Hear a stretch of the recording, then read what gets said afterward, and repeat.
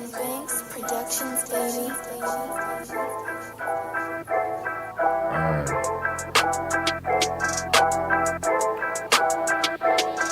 Yeah, it's the underground, it's the underground, it's the underground, it's the underground. You better pass, you better run, hey, that's your ass, boy, you done. It's the underground, it's the underground, yeah, it's the underground, it's the underground. You better pass, you better run, hey, that's your ass, boy, you done. Move the sticks, first down, you better not step out of bounds. You don't really want it, but you really need it. It's the underground, man, we undefeated. Michael Jackson couldn't beat it, fourth down, couldn't reach it, man, your squad about to lose it. Go ahead and face the music, flip a coin, you still lost. Pay the cost to beat the balls, turn your motherfucking lights off. Yeah, CTE, these niggas can't see me. Got your head fucked up, got the game locked up, and it's over for your ass. Fourth down, you better pass. You know what it is, you ain't gotta ask. It's the underground, it's the underground, it's the underground, yeah, it's the underground. You better pass, you better run, and that's your ass, boy, you done. It's the underground, it's the underground, yeah, it's the underground, it's the underground. You better pass, you better run, and that's your ass, boy, you done. Yeah, you know what it is, baby. It's your host, Filthy Rich, baby. I got my co-host with me, LAB, and we live as usual. 412-407-2744. Call into the show, baby. It's the Underground Sports Show. You know what I'm saying? Best show in the city, best show in my city, best show in your city. Ow, that's what we do, baby. Yeah. What's up, LAB? What's good with you in the NC? What's good, bro? You better pass. You better run.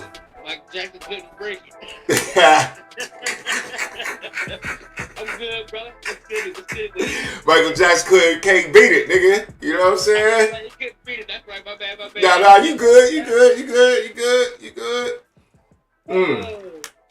That's funny, though. What's up with you, baby? How's the weather in NC? Because we all rained out, bruh. It's sunny and lovely right now. Sunny and lovely. Pass some of that on. We'll take some of that. I think we're going to get some sun tomorrow.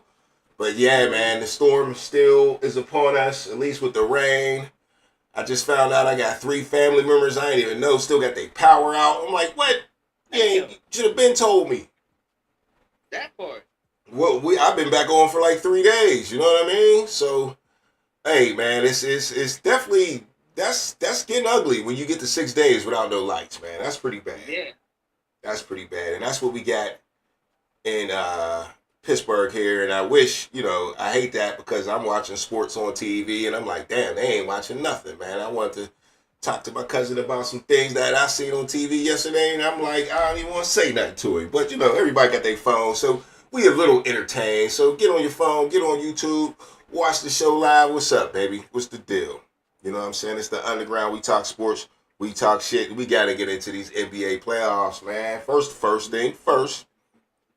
Nuggets took out the Clippers last night in the Game 7, and we got another Game 7 today coming up. So it's getting exciting in the NBA world, man. Did you see any of the Clippers game last night? It really wasn't worth watching. I'm going to call it the Nuggets game because the Nuggets won like 120 to, 101, I think that was the score.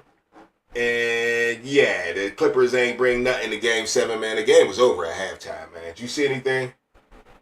I didn't see none of it. Yeah.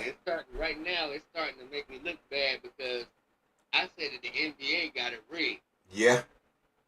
I thought they had it rigged. Like, okay, we want a daggone California team in the finals and an East Coast team in the finals. Right. Okay. But no, LA's gone. LA's gone. Both of them.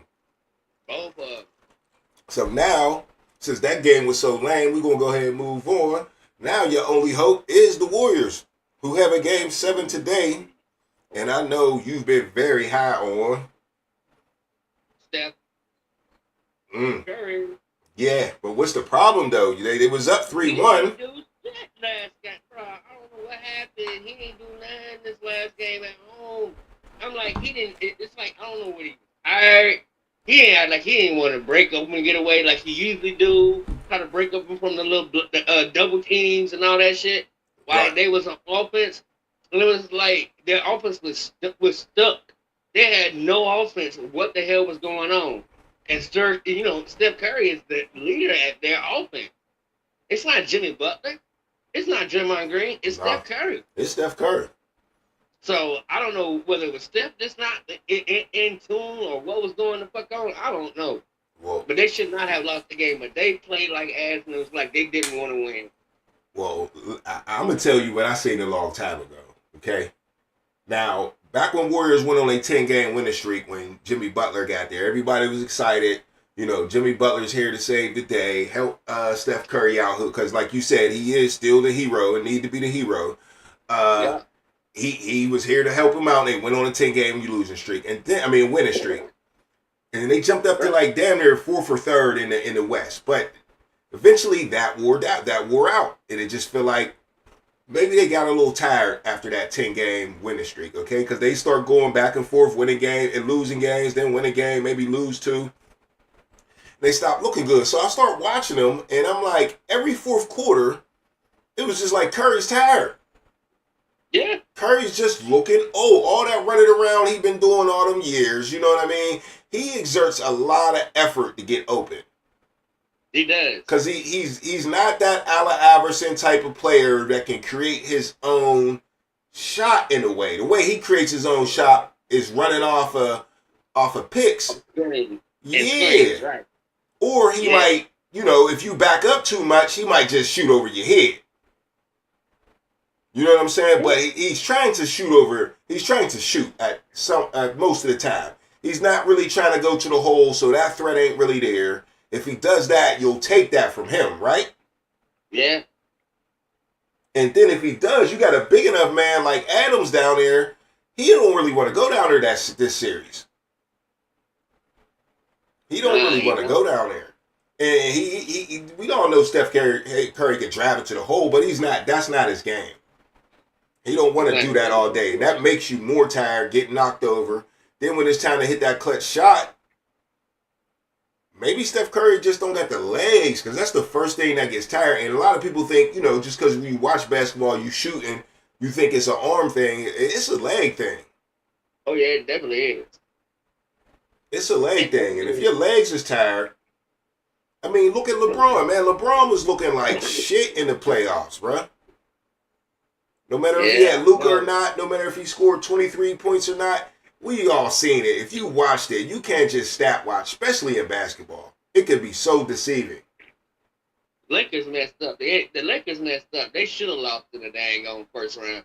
And that go their whole entire damn bench just to dang on get Luka. Right. They have no bench. So, yeah, I saw that shit coming. I mean, LeBron James can't. He may be the king. I ain't gonna call him the GOAT. I'm gonna call him the king. Because he can do a whole lot and still of his fucking age. He can't do everything. Right. And I like how you just said GOAT, because that's honestly my next question is the LeBron GOAT conversation. Does it take a hit? It took a hit. What type of hit? It took a big, major hit. There you go. I mean, they're going to say, this is what they're going to say. Oh, well, LeBron James is old. Michael Jordan had already won all his championships before he got 40. And then all that shit. No, it ain't got nothing to do with that. LeBron James has been a king since he got into the league. That's been his title. That's going to stay his title. He ain't the GOAT. He's a good player. He's one of the greatest. He's up in the top 75, but he's not a GOAT. He ain't the GOAT, huh? Yeah. He's not a GOAT. I'll say he ain't the GOAT. He's not a GOAT. I mean, Jordan's your GOAT, right? Jordan, and I got two others. Let me know. Who's the mother two? Kobe for one, because Kobe was the identical opposite. No, not opposite, but the same thing as Michael Jordan. I feel you on that. The things that he was able to do, nobody was able to do but Michael Jordan. Right. However, and then on my third one, on a flip note, you already know I'm gonna say this cat because I've been talking about him. Dude is ridiculous. Nobody has ever shot the ball the way he shoots the ball. Doesn't matter whether it's from the 3-point range, from the half court, from the damn free throw line, from a 2 range, from him driving inside with some crazy ass layup. there has not been not one young guy, not one old guy that can guard Steph Curry. Right. What I saw the other fucking night ago blew my mind. Like, what is this Curry just walking around, walking away from the ball? What's this shit? Okay. So That's what pisses me off. yeah. And so I mean, basically right now we kind of seeing LeBron and Curry. I mean, especially if Curry can't win this game tonight, we're going to be putting them two in the same category as their GOAT status kind of taking a hit in a way, right? Right. Because not only there's nothing wrong with losing a series to the Rockets, okay? It's the way that they're losing this series to the Rockets. They were up 3-1. And they were up in a lot of games by 10 points, 8 points. And these Rockets will come back on them in the fourth quarter. And it's just looking like he's tired. Just like LeBron looked like he was tired, man. And you see, I don't know, you looking at the screen? Yeah. You see the image I got up there? LeBron was laying around like that all series. Every time he get hit. Why you take that? Why you adapted that from dang Wakanda? I didn't do it. I stole it off the internet, man. I ain't taking that credit. You know what I'm saying? I'm not taking that. Yeah, but that's referencing Wakanda. This is your king. You know what I mean? They all stand on the mountain. Your king? Yeah. They all stand on the mountain looking at him. I like that. But let me show you where LeBron fell off at. I don't know if you know about this story early in the season, but I was on LeBron pretty bad about it. But I don't know. How many Barbie dolls did you own when you was a kid? Zero. And I knew that was going to be the answer, but I don't know if you knew LeBron dropped the Barbie doll earlier this year. He did. Well, they call it a Ken doll. I know he did. Did you know that? I kind of did. Okay. Anyway, yeah, back, it was like pre-playoffs, I guess, 3 or 4, maybe a month before the playoffs. They call it a Ken doll, but a Ken doll is a Barbie doll, right? Pretty much. That's a black Ken doll. That's a black Ken doll. You know, there's only one guy that Barbie fucks with, and that was Ken. That was who? Ken. I can't think of any. Oh no, they don't got no other names. Nah. I don't know any of Ken's friends. I don't know any of Ken's friends. Nah. And I don't know any of the names of Barbie's friends. LeBron, that's Ken's friend now. I just want to know. My question was at the time when I did the show first time about this, it was like, who's buying this? It costs it's the price is $75 with $75. Yeah. For LeBron Barbie doll. Like, look, you remember back in the day, G.I. Joe, they had Sergeant Slaughter, he had a G.I. Joe. Right. Refrigerator Perry, he had a G.I. Joe. Chuck Norris, I bet you Chuck Norris had a Kung Fu doll or something, but even though, I mean, if you crossed over from sports, like Sergeant Slaughter and maybe you could think of somebody else, Refrigerator Perry, if you crossed over to sports to a toy, it was something a little tougher than a Barbie doll, dog. Who's buying a Barbie? Who's buying a LeBron Barbie? Not me. Nobody. Not me. But I will go back and reframe what I did say. I said I don't own a Barbie doll. I don't, and that's correct. However, I do have a G.I. Joe. Okay. I do have a G.I. Joe standing figure. Okay, yeah, there's nothing wrong with that. But that G.I. Joe standing figure is That's in old Marine school. Corps dress blue. That's He's old in school. Marine Corps dress blue. Yes, sir. That's the ones our daddies played with, the tall ones, the Barbie doll Right. size. Yeah, I know My that. dad, my dad got a collectible item. He got a Marine Corps in his dress blues, bruh. Okay, With the sword and his daggone rifle. no doubt. Yeah, that's hard. That's Yeah, hard. Everybody don't know what dress blues is, but and that's funny because you might not be able to see it. I got my Marine Corps shirt on today, but that's funny you bring that up. Yeah, that's a Marine Corps suit that you get when it's time to dress up and get an award or go to a ball or something like that. That's what dress blues is. But yeah, anyway, moving on. Speaking of dressed up, Kentucky Derby was yesterday. Wait, first of all, any last minute on this Game 7 coming up between the Warriors and the Rockets before we move on? I'm like this right here. It's gonna be a sad moment if Golden State lose, bro. Yeah. I'm telling you, the NBA done. Ain't nobody watching the fucking finals if Golden State lose. Okay. I'm sorry. Okay, changing in the guard. Changing the guard. I feel you. Sorry. That's what that sound like. All right, like I said, man, Kentucky Derby was yesterday. Let's move on. And Kentucky Derby, man, look, I told y'all last show, watch the Kentucky Derby. What was that, Thursday night? Watch the Kentucky Derby. The Kentucky Derby was just as exciting as it always is. It's not just one race like everybody thinks it is. That's all they show on sports. There's the one race. There was races all day. The horse races, just the shit to me. And I'm going to show you why, man. I'm going to show you Sovereignty is the horse that won the Kentucky Derby. Okay. And let's do a test real quick. Wait, I'm going to put, you watching the screen? Watching the screen. All right, I'm going to put my thumbs up. You tell me, when you see me put my thumbs up, you tell me when you see me put my thumbs up so I can time it out, all right? Okay.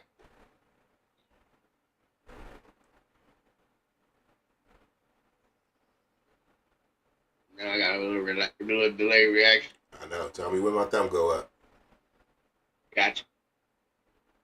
No thumbs up yet? Not yet. Is that delayed? You missed it. Let's do it. There you go. Thumbs up. No, just did it? You just did it. All right, that was like, what, 10 seconds? Right. That part. 10 or 15 seconds. Okay, I just wanted to know. But anyway, I'm about to show y'all the Kentucky Derby yesterday, the big race. That's all I can find. I tried to find some other ones because, for real, this wasn't even the best race. But it's a good-ass fucking race. Now, I'm telling you, horses get it the fuck on. First of all, you see, Bro, you got 20 horses lined up. It's supposed to be 21, but the 10th horse had to bail out, okay, for whatever reason. It was in the mud, because you know how the weather is up here. Kentucky's in the middle of the north and the south, but there's been a lot of rain over there by Ohio. That's where the storm came from. But I'm telling y'all, man, let's just watch the race, bro. Let's just watch the race. Look at that. They're all in line. We're ready for the start. They're off in the Kentucky Derby. Journalism is in a little bit of traffic early on here, but he came out of the gate okay. Citizen Bull and Neo Aquos, as expected, to the front, but they've come well off the rail. And these two are setting the pace with Owen Almighty to the outside. East Avenue is away running in fourth. American Promise is fifth and down on the inside. Then Admire Daytona. Burnham Square is closer today. He's down on the rail. Okay, I'm going to pause it right here because, wait, don't pay me no attention. I'm going to pause it right here is because right here is, number 18 horse won, Sovereignty won, okay? And the number 8 horse is the favorite. I just want y'all to know that. I forgot to tell you before I started the race. The Sovereignty won the race yesterday. And sorry to blow it for you, but hey, you should have watched the race. Only on 5 lengths off the lead. Then Chunk of Gold. Journalism is staying ground into that turn. He's in the middle of the pack. As Cold Battle goes up on the far outside with Render Judgment and Flying Mohawk. Then comes Publisher by Asa to the outside. Down on the rail to pass Luxury Cafe leads Sovereignty. His Hesitating Sandman next. And Final Gambit is the Wait, hold on, watch the race. Half mile, 46.23 seconds. So the pace is honest enough, set by the Baffert runner, Citizen Bull, and Neo Aquos is pressing it on the outside. American Promise together with Owen Almighty, third and fourth. Break up another 2.5 to East Avenue in fifth. Burnham Square is sixth on the inside. Ryan Hernandez has him down on the rail like he did with Mystic Dan last year. They're about 6 lengths off the lead as they race for the far turn. Citizen Bull on the inside. Neo Aquos on the outside. These two right together on the lead. American Promise comes under pressure. Owen Almighty is fourth by 2.5. Chunk of Gold is fifth. Trying to get involved now with 5 lengths to make up. And meanwhile, we look back for Journalism. He's been swung to the outside by Umberto Rizzoli, and he's picking off horses one by one on the far outside. Neo Aquos is the leader at the top of the stretch. Journalism is on the move as they turn for home, and Sovereignty is coming with him on the outside. The two of them go right by the furlong run. Journalism and Sovereignty, nose to nose, down to the last 16th of a mile. Sovereignty has taken the lead. Journalism is second toward the inside. Blaze is third, but it will be Sovereignty to rule the Kentucky Derby. Geek. Journalism is away for next Final Gambit. If he geeked up. The final time was 2.31 seconds.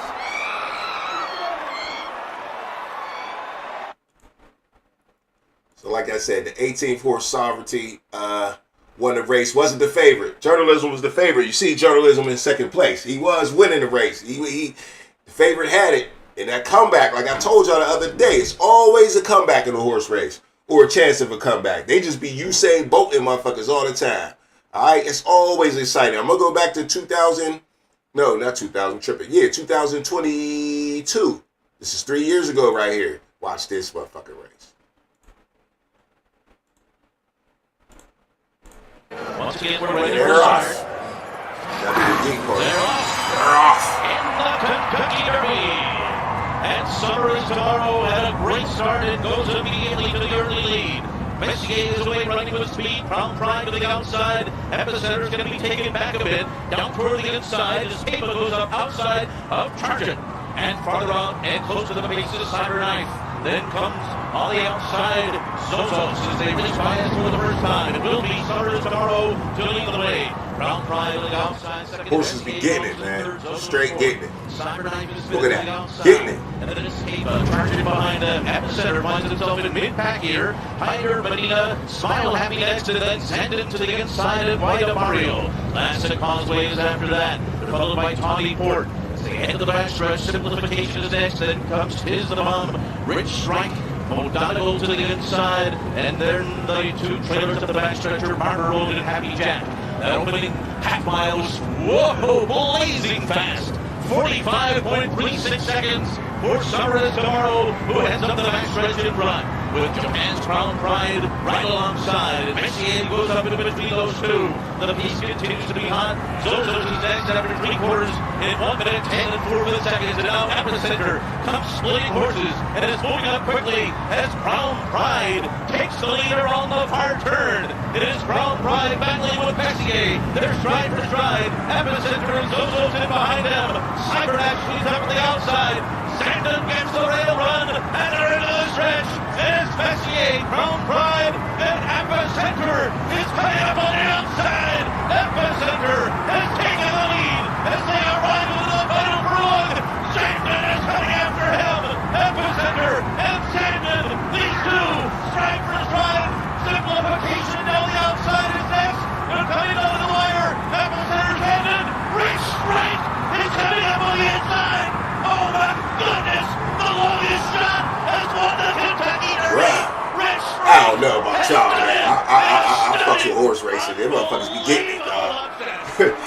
Them motherfuckers be getting it.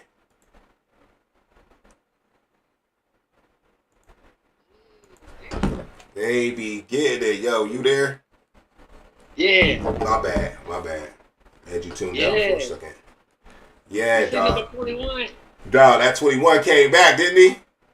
Yeah. That motherfucker they be bringing it back. Now, that was 3 years ago, and I just wanted to show two different ones to let you know it's exciting every year, man. The Kentucky Derby never lets you down. The actual Kentucky Derby is the 13th race of the day. So they've been racing all day on the inner circle where the grass is at, on the outside where you got the gravel, not the gravel, but the dirt.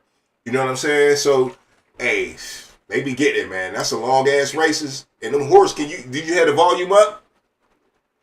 No, I'm muted because I'm listening to Okay, that's cool. That's cool. But I know that the audience, they didn't heard that volume, man. Them horses, man, and that's only 20 horses. Imagine what them horses sounded like when they was coming at you in wartime like that, when they was running with them like that. Imagine the whole battalion and what they call it, the cavalry, coming out on you. You know what that shit sounded like? Mm-hmm. Man, them horses. Look like the Buffalo Soldiers. Yeah. The Black Buffalo Soldiers. You know?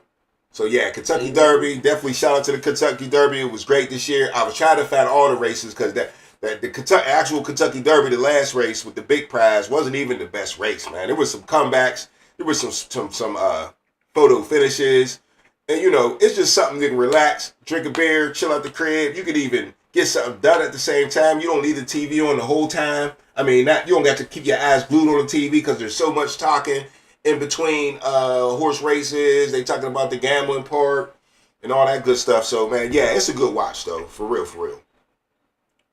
All right. Up next, let's switch gears. Wait, anything on the Kentucky Derby before we move on? No, sir. All right, man. Switching gears, man. The school that I know you know about because you an ACC guy. School in Clemson. Another thing, you a North Carolina guy, so y'all like to share a lot of things. South Carolina, you know what I mean? Y'all definitely share the Carolina part at least. And what? Y'all share the Panthers too, right? Yeah. So I'm sure y'all pay attention to y'all share the ACC with them and all that. And a lot of people, man, I know growing up, I didn't know where the hell Clemson was at, but that ain't really part of the story. The story is Clemson got a guy named Ian Shefflin. Clemson football is going to be getting a tight end called Ian Shefflin. Will switch from basketball to football, playing tight end for Dabo Swinney. Now, I never heard of Ian Shefflin, but I'm going to read y'all this article real quick and let y'all know what's going on with Ian here. Ian Shefflin has used up his college basketball eligibility at Clemson, having finished 4 years for the Tigers this past season. However, NCAA rules allow student athletes to compete in other sports within an overall 5-year window of eligibility. With 1 year remaining, the 6'8", 225-pound power forward is taking up football head coach Dabo Swinney's offer and playing tight end for Clemson next season. Shefflin announced on social media he intends to pursue his football in what he called the next chapter of his athletic career. He said, I'm excited about, Swinney said, I am excited about Ian's addition. He is a great competitor with a high level of success in college. He's an elite football measurable. So he has elite football measurables that I believe will translate well. Yeah, that's hard not to say when he's, 6'8", 225, right? Right. So a little bit more in the story. I don't want to read the whole thing because they start talking about, this past season, Shefflin averaged 12.4 points and 9.4 rebounds, helping the Tigers to a 27-7 record and second place in the ACC. So he was a decent basketball player. 12 points, 9 rebounds. That ain't bad in college sports at all. So Shefflin said, I've been just training for basketball, getting ready for the next level. Dabo just walked me through the opportunity he was willing to give me, and it all sounded great. Something I wanted to jump on. So, hey, you never know. I remember Antonio Gates. I never heard him play football before. I remember him playing basketball, though, with Dwayne Wade at Marquette. And then, all of a sudden, he was a pro tight end. Out of nowhere. So, we all know Dabo Swinney is a decent, good football coach. Got championships. Definitely be having talent, especially when it comes to catching the ball. I would say that this guy, hey, maybe he got a chance. This is just a name you might want to look out for and say you heard it here first on the underground, you know what I'm saying? But Ian Shefflin playing tight end at 6'8". What you think, Whit? All right, so here's my thing right here with that set of mind, right? Mm-hmm. You said a whole hell of a lot when you said the ACC, right? Right. All right, okay. All right, so this one right here should help blow your mind. I've seen a lot of cats play multiple sports and be good at them. But I just recently went to a daggone Carolina Panthers game, right, where we hosted our second Hall of Famer from the NFL. Right. Who was a Carolina Tar Heel for both football and basketball, at which he excelled at in both sports. Yeah. People was like, yo, is this man gonna play basketball? I was like, is this nigga gonna play basketball? But he was so damn good at football, it's like, damn. And you already know what I'm talking about. I know who you talking about. Go ahead and run his name. Julius Peppers. Julius Peppers, in case nobody don't know who you're talking about. Yes, sir. A Carolina State Carolina great right there. Yes, sir. From Dunn. He from where? Dunn, North Carolina. That means he done every damn thing. He done everything, and he did it all in Carolina. Every level, he was in Carolina. Every level. What's so crazy about it? A lot of people don't know is that he really got recruited for basketball at first before he got recruited for football. Yeah. He just exploded and gained a whole hell of a lot of weight. You know how young kids be, bro. They be tall and lanky, then all of a sudden, boom, they come out of nowhere. Yeah, I hear you. So that right there, like I said, so if you saying we got a young guy that's going to come in that's doing multiple sports or doing multiple sports, yeah, you're gonna see him. NC State had I think they had, was it a defensive tackle or something like that played, what's his name, Tractor? They call him Tractor Trailer. For yeah, I remember NC Tractor Trailer, Michigan, right? No, for NC State, wasn't he? Oh, the younger one, a couple years ago. A couple years ago. Yeah. Yeah. He said he was going to go play football. Right. Yeah. What happened to him? What's his name? That thing forgot me because that's when. Remember, that's because they went on that little streak and made it to the Final Four. Yeah, they did last year. That was That was 2 years ago or last year. Yeah, that was 2 years ago. In the NCAA final, in the NCAA tournament. Yeah. Mm-hmm. Yeah, it was. None of them guys from that team ain't nowhere. He was talking about playing tackle. Yeah. I remember that. I thought it was an offensive lineman. Right. I thought he was just a little bit too. He probably played guard because he was a little bit too short to play like a tackle. Okay. But yeah, definitely, I give you that. Yeah. Mm-hmm. Yeah, for sure. I mean, hey, you might as well try it out, right? I mean, it sounds like you ain't about to go to the NBA because don't nobody know you. Mm-mm. So you know how the NBA is. If you ain't a first round pick, you ain't about to play. But we talk about Shedeur Sanders as a 5th round pick being a star for the goddamn Browns. So I'm taking my chances playing football. If Dabo Swinney's gonna give me a quick hot chance to play tight end and I'm 6'8", a motherfucker might draft me just because I'm 6'8". And they do that in football. They do that in football because coaches be thinking, well, maybe I could turn him into something. And that's why Dabo Swinney went to him. He said, look, bro, you 6'8", 225. I'm going to put 10 more pounds on you and throw the ball up to you in the end zone, man. See if you can make a career out of that because you never know. You just never know. You know, it's funny you speaking about this, right? Because I got a 3-way player that's in the league right now, and God, I talk about him all the time, but it's only back when he was in high school. Now, when he was in high school, this cat played quarterback, he played pitcher for the baseball team, and he also played basketball. He played a shooting guard for the daggone team, and that's Hendon Hooker. Right. His greatest sport was football, but he was really good at baseball. Right. That part. So just go ahead and move it along right there because that's what we're just a little small black high school down here. So we put out some talent. We got a Hall of Famer, you know what I'm saying? So it is what it is. Yeah, for sure. For sure. I'm trying to. Yeah, but I definitely would take that chance, man. I would take that chance. Right. But next up, I just got another little news article I seen. I'm trying to bring it up because it ain't coming up like it was supposed to. Riley Green. Hold up.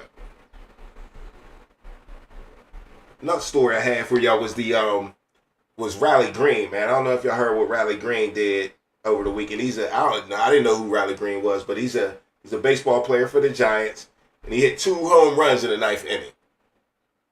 2 home runs in the same inning, and it happened to be the 9th inning. Now they're saying Green is making history because there's never been a guy that hit 2 home runs in the 9th inning. It's hard to get a bat twice in one inning. Period. No, that was managing. The manager pitched hit him because he hit that first one. And he's like, "Shit, let's see if you try it again." No, that ain't how it works. You still gotta go. You still gotta go in your order though. You can't bat out of order. Where you been playing baseball at? Do that. No. I've seen them do that. They'll pinch hit another hitter. Like say he won't go back to back. That's not gonna happen. you'll see him. He'll be like 4 rotations down. But Hey, wait, if they can I'm make telling him you down, now, don't get they too move him back up in the rotation. don't get too deep in that conversation because what you're talking about is illegal. That's not how baseball works. Yo, once you get in there, you got to bat where you was at. That means they batted around. That means they batted around. They batted around, and he got back up to bat and was able to hit another home run. Which they got a pitch hitter that they can always call out that pitch hitter if they want to say, okay, yeah, I've seen it. Yeah, that's another conversation. But you got to come off the bench, though. You got to be coming off the bench. I ain't talking about the bench. I'm talking about the pitch hitter. I know what you talk about, but the pinch hitter got to be coming. They can't be in the game already. I've seen some of them, especially I watched the World Series, and I've seen some of them in the World Series like, oh, they gonna pinch hit this guy. He just hit. Nah. They want him to hit again. No problem. But he done already went behind like 3 or 4 of the top rotation. Nah. Anyway, Raleigh hit the 2 home runs, and it's the first time somebody he made history hitting 2 home runs in the 9th inning. And the reason why somebody's just making history is because of the opposite of what you're talking about. Once you in the game and you batting fourth, you gotta bat fourth. You gotta wait for your turn to come back around, and you can hit the ball again. All right. So that was bad pitching. That man had the opportunity and chance to hit again. Yeah. That was bad pitching. Oh yeah, they was getting the whole squad had to be getting busy for that to happen for sure.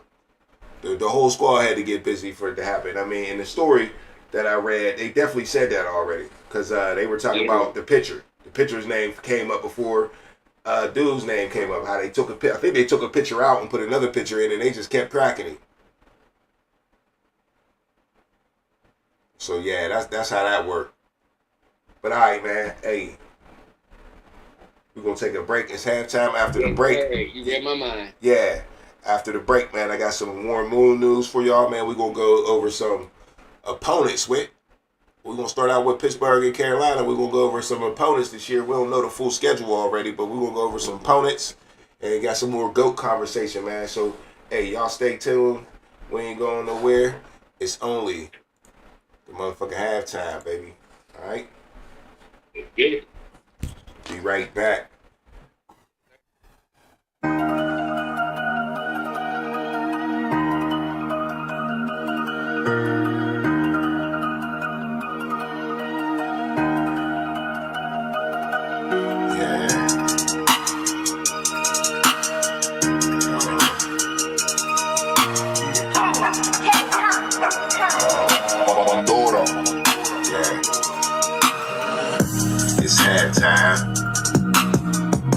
It's halftime.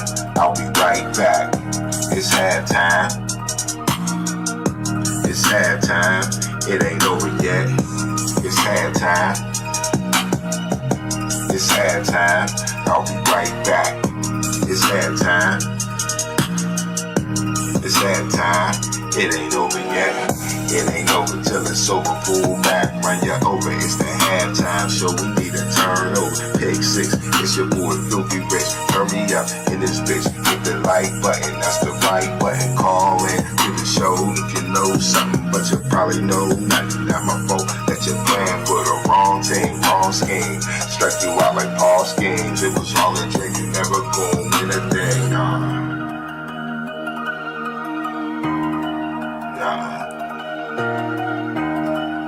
Yeah, you know what it is. It's halftime. It's halftime. I'll be right back. It's halftime. It's halftime. I'll be right back. It's halftime. It's halftime. I'll be right back. It's halftime. It's halftime. It ain't over yet.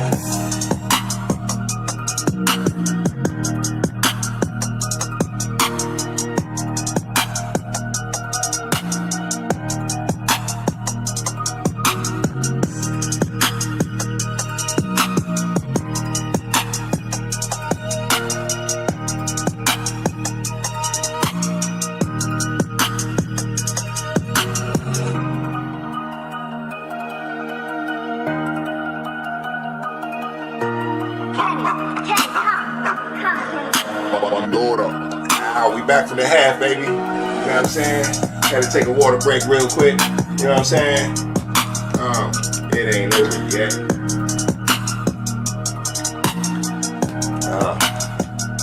It's that time. Alright. It's the Underground Sports Show, baby. That was halftime. We live.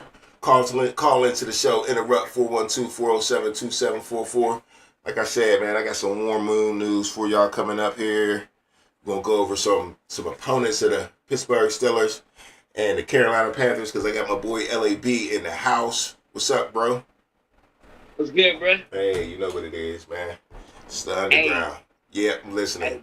Real quick, yo. I had to go. I wanted to go back. Remember when you was talking about in the last show about betting, sports betting on horse races?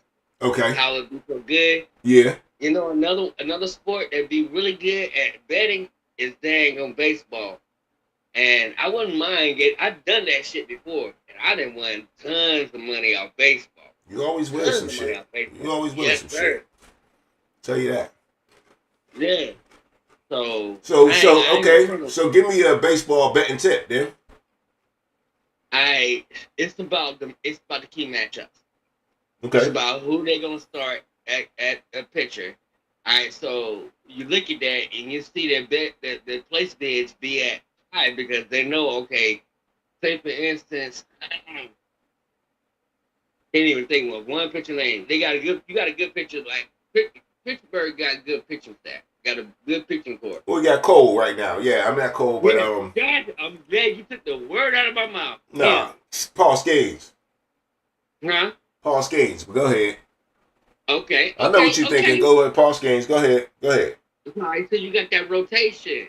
Not every game a pitcher plays starts every game. Okay, go ahead. So you got 4 or 5 start pitchers. So you look at how the way they was going back. You look at their history. Oh, well, you can look up it perfectly and say, okay, he going out tonight versus this team. Because some of the pitchers can stink ass and get dang and cut out in a hot second. Okay. So you trying to say follow the hot pitchers? No, not only follow the hot pitchers, follow the hot third basemen and second basemen. The ones that daggone be coming in there out of nowhere. They be like at the bottom, like they ain't done shit. But they starting to get hit. They starting to get a little RBI here, a little RBI there. That's the one you want to pick. That motherfucker gonna fuck around against the weak pitcher and hit a damn home run. So you still looking at the pitchers though, is make sure that there's the weak pitchers out there, right? Right. You look at the weak pitcher. You don't pick the motherfucker, but you look at the weak pitcher playing up against a team that got suspectly good players that's starting to come up on the rise. Right. And they be cheap. They be like $7, $8. You get $200, right? So you got 7, and you only pick. Okay, so you hold on. You talk about fantasy football betting. Yeah. Okay, you got to tell people that because a lot of people don't. Off of it though, I'm making money off of it. It's not fantasy. No, that is fantasy baseball. But I'm making money off I ain't of saying you ain't make no money off of it. We know you gambling. I'm talking about you still got to tell people how you plan though. You can't say you gambling. Yeah, people think you just betting. That's what I'm doing. I'm explaining it right now. You missed the part though a long time ago that you didn't say it was fantasy because you talk about somebody costs $8. That's how you threw me off. Only reason I know is because I know how you play the fantasy shit. That's fantasy baseball, but you could bet money on fantasy. It just works differently. You're right. Because if you put $8 on a motherfucker, when you say dollars, they think you talking real dollars, and you not. You talk about fantasy dollars, but you can still win money. Yeah. So I'm just trying to make sure you know you expressing yourself right, because you had me a little confused. The only reason I wasn't is because I know you be playing. You know what I'm saying? You do it with the football and the basketball too. What's that? Yahoo Sports? Yes, sir. Yeah, I like it. I definitely fucks with the fantasy football shit. I don't do it too much in other sports, but I'm gonna take your tip on the baseball though. I mean, because I was thinking in reverse of what you was saying. I was thinking you were saying look at the good pitchers and pick their team that day, but you're saying look at the bad pitchers and pick against that team. Correct. Right. Now I had another betting guru. I call him at work, and he always told me with the baseball, man, you gotta watch the pitchers. You gotta watch the pitchers. You know what I'm saying? Yeah. And you know he's looking at good pitchers winning games on that level. But you're saying look at it from the opposite way, which is not a bad strategy at all. No, not at No, all. I agree with you. That's not a bad strategy. You're gonna get your chance to pick your pitchers you want. Yeah. Right? So you pick the pitchers you want. But you know, like this is like what you said, it's fantasy. So you put in within fantasy, you pick the pitchers you want. You pick the pitchers that you know is gonna explode and go the fuck off. And then you pick against the pitcher that didn't already bring up. For say for instance, Pittsburgh didn't bring in they bad daggone the baddest of all of them. One at the bottom of the totem pole. So they're gonna be daggone bringing out another daggone pitcher every daggone. Damn near every fucking what is it? Period? Any. Yeah, any. Football, Any. But that's all I'm just saying right there. So, I feel you. No, you definitely made your point with the bet, and I just like I said, even with regular gambling where you just put money on a team, your strategy should work. If he's a bad pitcher, then maybe you might want to check and see if the team is a good hitting team, especially if it add up. Then yeah, that's definitely a good strategy. But up next, so like I said, I promised y'all Warren Moon news. Warren Moon over the weekend did a lot of talking, all right, and it was at the Kentucky Derby, so it links up with the show. Hey, LAB, I know you watching, man, but go ahead and turn your volume up so you can hear this. I'm going to show you. Warren Moon over the weekend. All right, I'm going to turn you down a little bit. But yeah, look here. Just listen up. And yeah, check this out. This is Warren Moon here with an interview. And he basically told people what he thought about Shedeur and a little bit about Cam Ward. And I ain't got to pause it. I ain't got to do nothing. I'm going to just let it ride for a few minutes here. Hold up. I'm messing it up. Okay, here we go. But we start this program truly goated. I am honored and humbled every time. Please give it up for Hall of Famer Warren Moon. Hi, Warren. You look incredible. Let's get the fit, shall we? Can we get a little bit of the fit? I always forget to wear pink. Is it on? Did you paint that? No, but I literally can't breathe, so yeah. Painted it on. It's fitting you pretty good, girl. Thank you, Warren. Let's have a little seat here. We'll grab your microphone so the whole world can hear you. And just as a reminder, I seen how she was flirting with him. She wants some more Moon. this is your 23rd time here at the Kentucky Derby? 24. 24! I got a big 25-year anniversary coming up next year, so I got to plan something big. What will that look like? You and your Prada shades this morning. Might start right here. Okay, we would love we would love to see it. You got your friend Bob. Hey, Bob. Bob is your Bob little came, my friend. buddies over there. We met here, and we've become friends because of our Derby experience 24 years ago. What makes this trip unique, you think? What are you looking forward to? Or do you like that it's the same crew, same routine? That's a big part of it. The people that I hang out throughout the whole weekend, the relationships that we've built. There's so much history, there's so much tradition that goes along in this event. That's what I love about it. The style that everybody gets involved in. You don't see people wearing jerseys and T-shirts. Yeah. Everybody's dressed up. So there's just so much hospitality along with the people that are down this part of the country. They treat you so well down here. So it's just a very welcoming place that you want to come back to every year. It's my third year, and I've made the same rookie mistake over and over and over again. I study the field. No. Like an idiot, right? So I'm studying, I'm learning these, and then these horses are getting scratched left and right. You, my friend, have the best tip. Don't study it all till right before. Right? What's your process of picking a horse for Derby? Well, there's a couple of things I look for. I look at names, of course. I look at what they've done in certain turfs and different things like that. I also look at the horses that are taking a poop as they're walking down the other So you like a poop horse? Of course, yeah. You want to get that system cleaned out, and then they can run a little faster. You know, if you walk a little bit faster when you are cleaned out. Do I So those are little things I look Chris is for. gonna go there right away? Yes, I kind of did here with Warren Moon hanging out here at Hey, Kentucky. you wanted the scoop? Do you have a derby pick for me? I don't right now. Yeah, we can't. We gotta wait. No. Wait for the poop, and then we'll somehow. There's too many horses being scratched, like 2 horses that have been scratched already. I had them in a exacta-field, so you just gotta wait. We have a legendary broadcaster, Mike Tirico, on, and I'm gonna ask him, how frustrating is it as you prepare for these hours and hours of coverage that so much is unpredictable? That's fun for us, but for him, I wonder what that's like. Last time you were on the show, not here at the Derby, it was late January, and then a week later, your son committed to your alma mater. Congratulations! Thank What you. it is. Yeah, that's it's exciting, and I'm also nervous for him because whenever you follow your dad or whatever into a certain field, people have expectations. And I don't want him to have any extra pressure than there already is for a freshman going in to play Division I football. So that's my biggest concern, but I think he'll handle it very well. He's a very grounded kid. I mean, when you say that, I think of Shedeur Sanders, weirdly, with everything that's just happened. Yeah. Him following the footsteps of Dion, which seems almost insurmountable. Right. I don't want to really talk about the past and what happened, but if you were to be able to talk to Shedeur, I don't know if you have, what would you tell him as he tries to win this job? I think I would tell him you understand the things that you might have done wrong or did right throughout the process, the pre-draft process. But now you're drafted, you're in an organization, you got a chance to go in there and make a name for yourself. It's how you go about doing it, it's how you attack it. There's nobody there that's solidified in that job at quarterback right now. Joe Flacco's in his 40s, we don't know what he has. Dylan, the kid from Oregon, he's a rookie. Dylan Gabriel.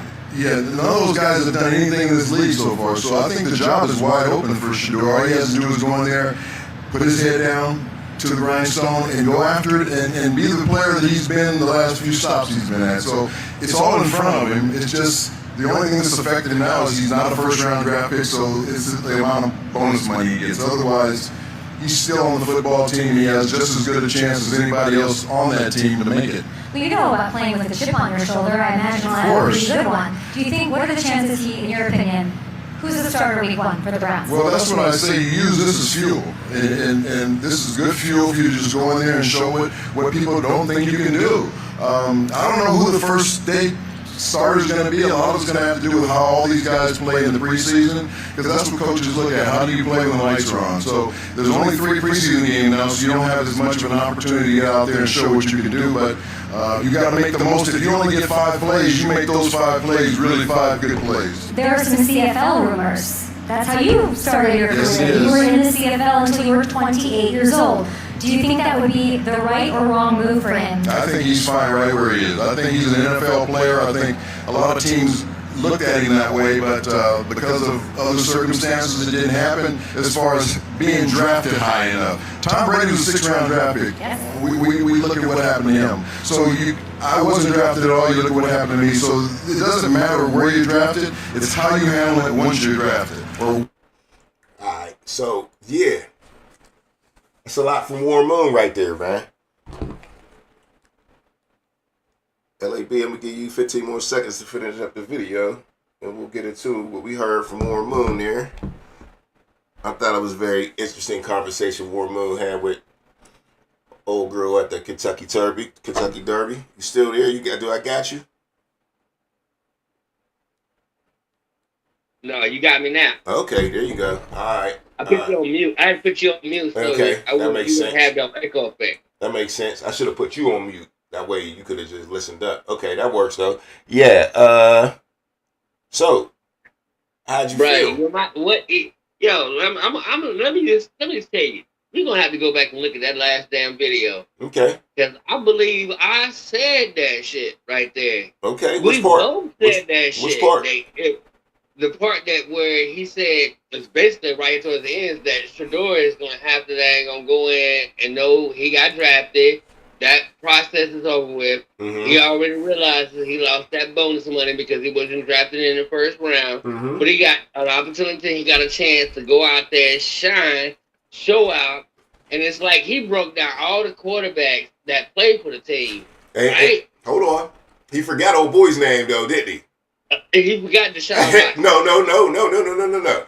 He said Dylan Gabriel. She asked him about Dylan Gabriel. He was like, he couldn't even remember his name. Right, that part. I just had to throw that out there. So, go ahead.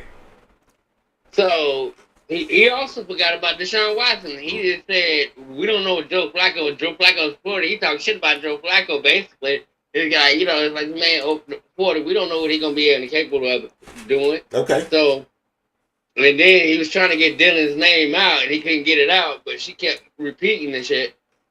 And it's basically like, he's trying to stand behind and get a young man's support. Like, this is what you got to do. You got to go out here. You only get 3 preseason games to show out and show up. Right. So you can't come up here showing this wrist shit, all the time, every time you win. No, that's a whole different aspect right now, kid. It's a whole different game.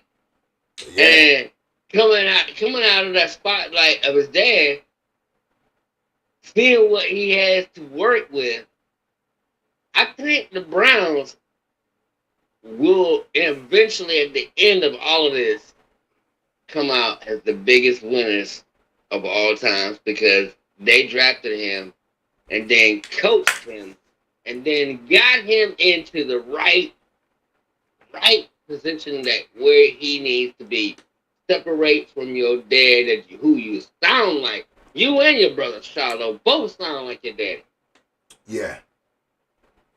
Mm-hmm. Go ahead. That was a good one right there. Yeah, so it's like, I get what you're saying on that. Maybe the Browns are trying to take it, just humble them for sure. But yeah, on the Warren Moon tip though, yeah, man. I mean, I agree with what you doing. Bro, that was my. I was trying to sit back. No, I'm sorry. I was trying to mute back because I had paused it. Okay. Because I was still sitting there listening to what you was talking about. All right, so listen to that video. Go ahead. Right. On the Warren Moon tip though, one thing, he didn't have to answer. He didn't have to answer the part about did he feel like Shedeur should have been drafted in the first or second round. She didn't really go there. She just asked about, you know what I mean, what's his chances? And like you said, he answered it, correctly. I mean, he said the boy only got 3 preseason games, and this is, what he got to do to step up and be the man if he wants to, He talked about where he came from. He wasn't even drafted, and he still made it to the top. You know what I mean? I mean, answer me this. Warren Moon is the GOAT of black quarterbacks, right? Yes, he is. And I got to go back and say something about what Warren Moon said. I'm glad you said Go ahead. You see the comment, right? You see the comment, right, that you got posted. Dude said, I seen the thumbs up when... Yeah, because he's watching it live. Right, because you was sitting there, you was talking about how the way Warren Moon was flirting with old girls. So, Dad, you had the dress painted on you, and she was like, "Yeah." You caught that shit. You caught that shit, right? You caught that shit, right? She was on him, bruh. She was all on him. And then you said something. She was like, "Yeah, she trying to get it down." They're talking about Chatty Sharp. You know what I'm saying? He was ready. Warren Moon was ready to slide, bro. I ain't even gonna fade you, bro. He was ready to slide. Ain't no way you watch that. And Warren, that motherfucker apart, kid. And bro, with further later at the end of the whole thing, I watched the whole thing. We're gonna watch the whole thing on here. I'll send it to you. But anyway, at the end of it, she asked him like, "So what you doing tonight, Warren? What party you going to?" And Warren was like, "Nah, I don't know." You know what I'm saying? Like she wanted to know where he was going tonight. I was cracking up, bro. I was dying. Ready to skate. But yeah, also stupid. On some football shit though, man. Yeah, Warren, big ups to Warren Moon for just, supporting Shedeur, and I think he sees a good quarterback in Shedeur Sanders. The other news we learned was that his son is following him up. So he's relating his son to Shedeur right now. He sees that there's gonna be a lot of pressure when your dad's good. There's a lot of pressure on you for you to follow in line with his footsteps. You know what I'm saying? They didn't even say what position his son was playing.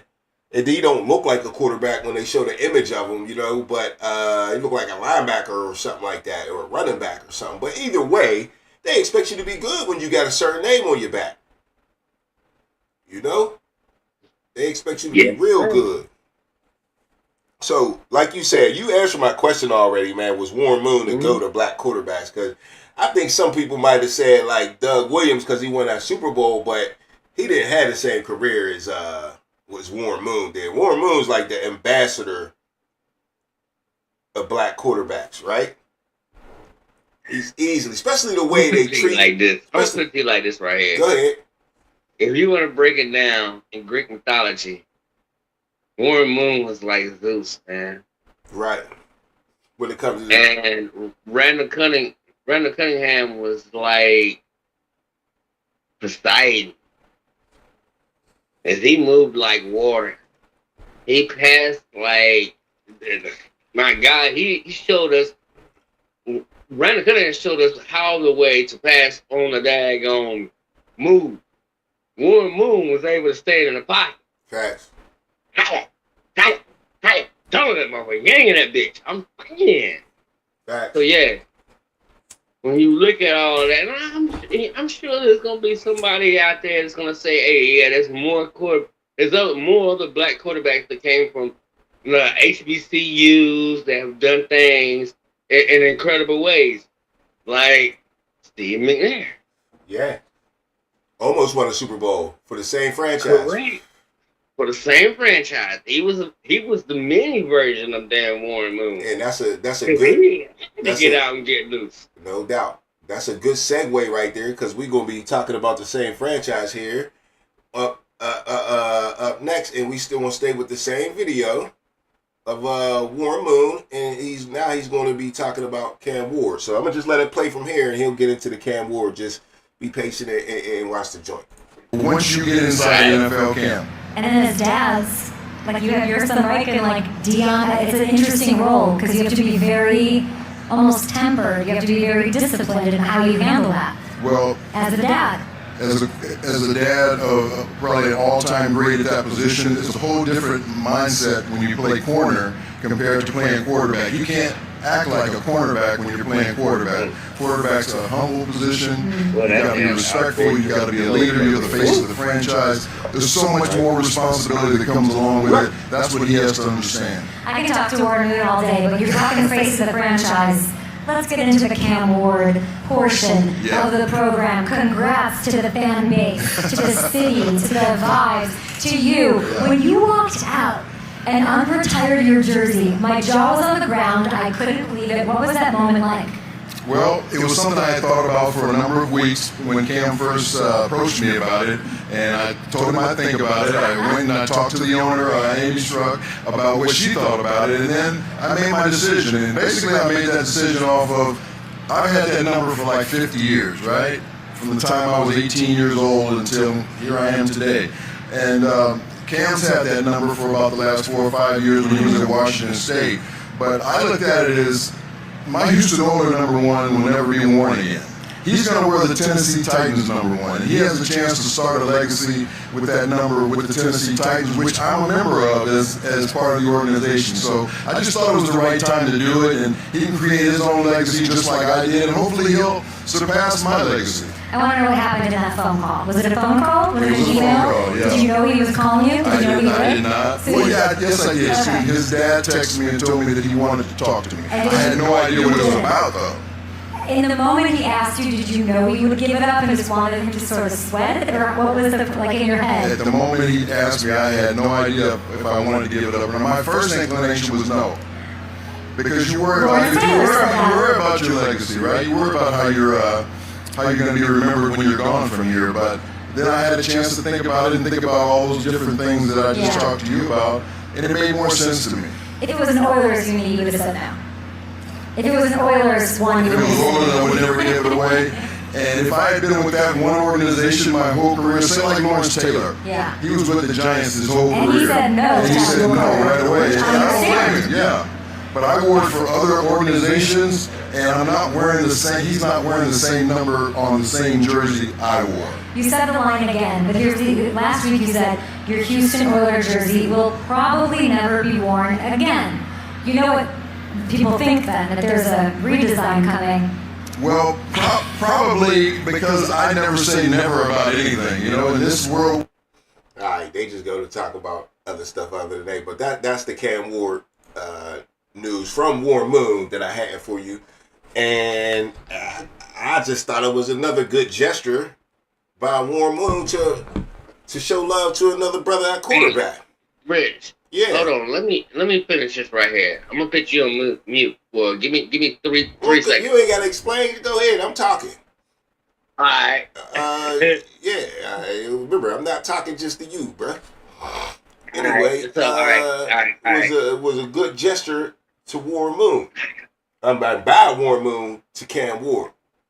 Yeah, it was. That's what I'm saying. You were absolutely right, and I wanted to really. You only 15 seconds behind me. You can't be that far. But anyway, yeah, you go on. I like I said, Warren Moon retires his jersey. He talked about the reasons why. I thought that was interesting to dig into why he got to that, and it had to relate it to Shador. That has a little relation to Shador too. But I'm gonna go ahead and let you talk. I'll get mine out in a minute. What you think about it? Yo, I love the part where he said, I want to appreciate. I want to, appreciate the fact that he called Cam Ward, called Warren Moon, and told him, "Is it okay? Can I use number one?" Right. Seeing how it's not the same organization as when you played, and Warren Moon was like, and initially he was like, "Fuck no." Right. It's still the same organization. Right. But he thought about it, and he was like, well, you're in a different title. Has it been the Houston Oilers? Yep. Versus it being Tennessee Titans. The Tennessee Titans. Right. So that organization that he played for is long gone. And the jersey ain't the same. That's basically what Warren Moon just said. Back to him, like, yeah, you basically just retired the whole fucking daggone team, the organization of the Houston Oilers, because it would basically never be ever again. Yeah. Because how can that be? You got the Houston Texans. Yeah. Really? Yeah, they ain't going back to Houston. Right. So, being that coming from the mouth of one of the only Hall of Famers in the NFL from the Houston Oilers. Yeah. He is Warren the Moon. Houston Oiler. He's the Houston Oilers. Warren Moon. Yes, that part. You'll never be, and he realized that. Like you said, at the initial thought, he said, no, hell no. You know what I'm saying? In his head, but like, what? Right. And then he thought about it like, man, I am Houston. I am the Oilers at least. You might not be Houston, but I'm the Oilers. And nobody ever again will be able to be number one for the Oilers.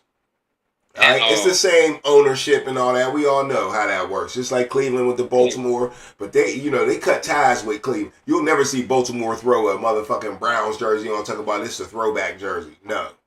Right. But Tennessee does. They throw their throwback jersey on. And that's the only flaw I seen in his conversation where he was like, because they just had them jerseys on, last couple years. They had their Houston jerseys on.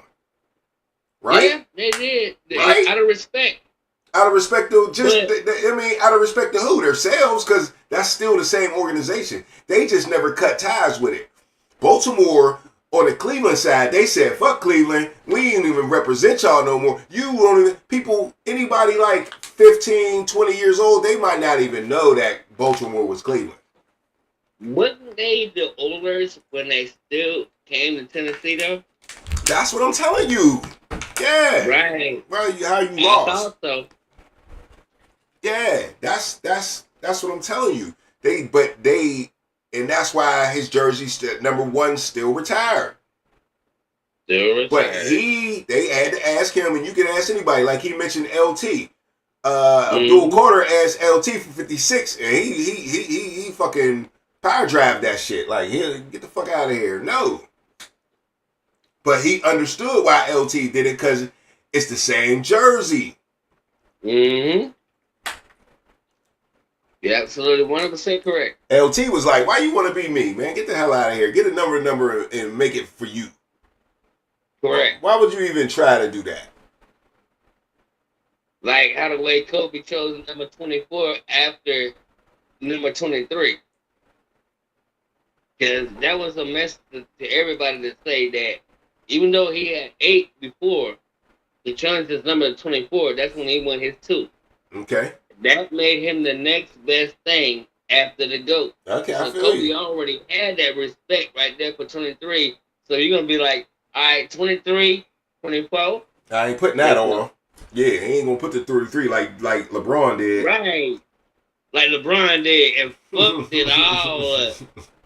Make us all remember reasons why damn Michael Jordan still the GOAT. Your ass can't do it. And how all them damn championships you done been to, I'ma leave it alone. I ain't fucking with you, dog. I can't argue right now. I can't argue for LeBron. It's tough. Right. Cause look, they tell you don't live in the moment, but it's very hard not to live in the moment. You have to conjure it up. But when you Look at another. go ahead. No, you go. All right. So look at another number one quarterback that chose the number one that took us to the Super Bowl. Right. So he learned a lot from Warren Moon. He was just like me and you when we was kids. Well, yeah, all the black quarterbacks talk to Warren Moon, dog. Oh, yes, sir. You got to. Like I said, he is the GOAT of the black quarterback. Damn near, he's a GOAT quarterback no matter what skin color he is. When you go on Mount Rushmore, if you take away the championship things, because I don't want to hear that Dan Marino shit, because he ain't win no Super Bowl neither. You know what I'm saying? So Warren Moon, if you can talk about Dan Marino all the time, you damn sure got to talk about Warren Moon. You know what I'm saying? And Warren Moon used to make the playoffs and all that. They used to just lose. Because they had no defense. The Oilers used to never have no defense or no running game at all. They put it all on Warren Moon's back. And yeah, he only got him so far, but Warren Moon was a dog. And the way he had to make it to the NFL was brutal. That was crazy. That was wrong. You thought Shador shit was wrong? If the shit that's happening to what happened to Warren Moon right now, the fucking internet, literally your phone would be smoking, dog. They made that motherfucker go play in Canada first. And prove himself for years, like 4 years. He was winning all types of championships, and they finally brought him back down. And then Houston was that team that just gave him a chance. For real, there was a lot of other teams was like, nah, we still ain't doing it. Right. And Warren Moon always moved with class, man. Always moved with class. He broke that barrier. He broke it. And when he broke that barrier, guess who came in and won what? A Super Bowl? You just said his name. Yeah, about Doug. Doug Williams. Yeah. And what a team, and I gotta say this, what a team that had a logo with a black face.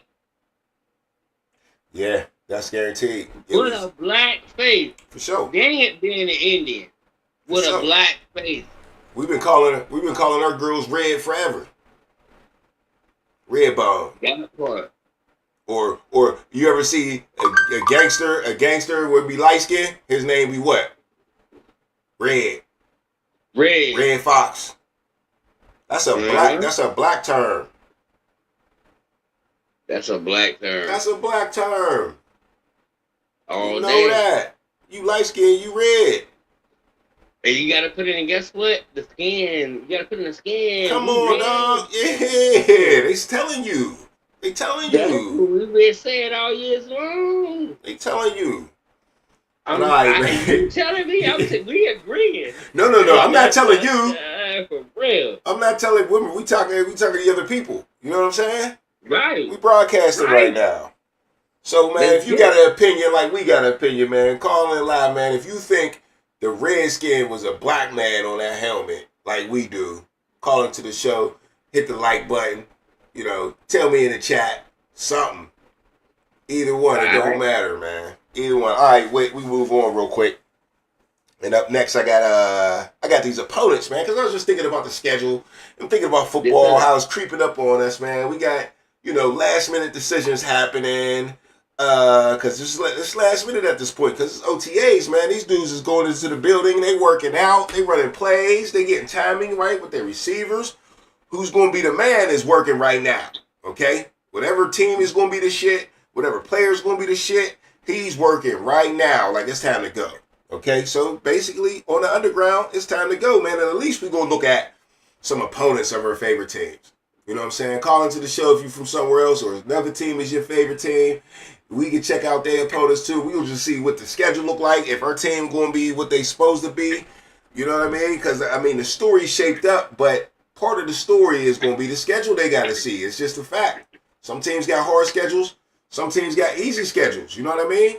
That might be the difference of you making the playoffs. And then the season start and the schedule changed totally. But let's get into it, man. Let's look at Carolina first. Did you get that text message I sent you? Yeah, I did. Let me go back. I got it right. I got my phone in my hand. All right, yeah. Let's open it up.